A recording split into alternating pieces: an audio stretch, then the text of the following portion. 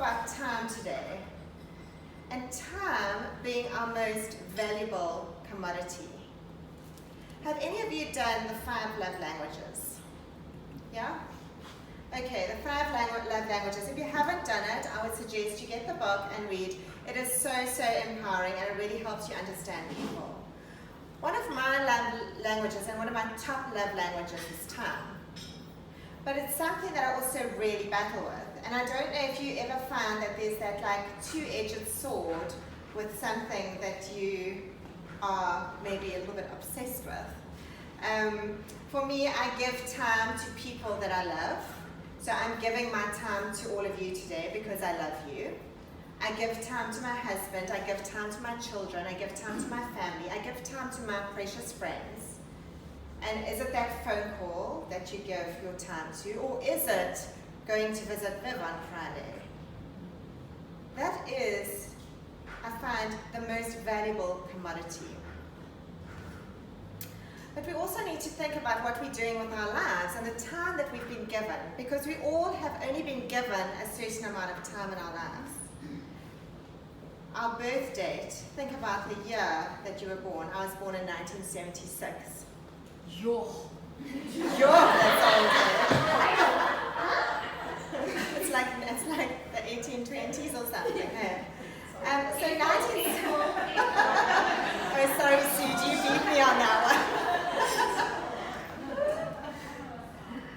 So, on a little bit more serious note, I look at my birth date, 1976. And one day, as sad as it may be, we're all going to die. Unfortunately, that is the reality of life. We've been given a life. And there was a motivation talk at one stage. I haven't listened to it probably for 15 years, whatever, called The Dash. I don't know if you ever heard of that motivational video. I don't even remember who it was by. But if you think about, I often think about my birth date, and then the dash, and one day on my birthstone will be the year that I passed away. But that dash in between, what are we doing with that dash? How are we living the time that we've been given?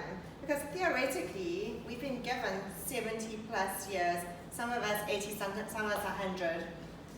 But really, at the end of the day, that's our life. And obviously this is something that I think about quite a bit. I've got a mum who's not well, she's got cancer, so it is very much a reality as to what we're doing with our dash.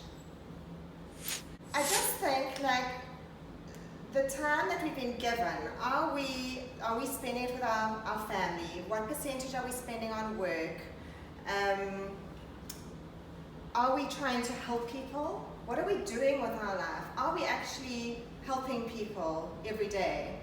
I went to bed at 1 o'clock this morning. I was preparing my slow fashion talk for Gwahambi tomorrow. And I knew today was going to be a busy day, so I needed to finish it last night.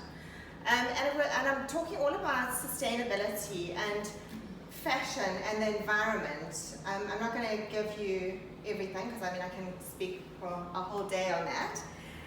But you know what, I also really thought about it, the time that I've got right now, what is it that I'm putting into my body? The slow food. Are we putting the slow food? Are we looking at slow fashion? How are we dressing? What are we buying? Are we buying too much? And I know Estelle speaks my language. We speak the same language here. I know I'm an image consultant and I take people shopping. But are we making the right choices? We need to think about the choices that we are making.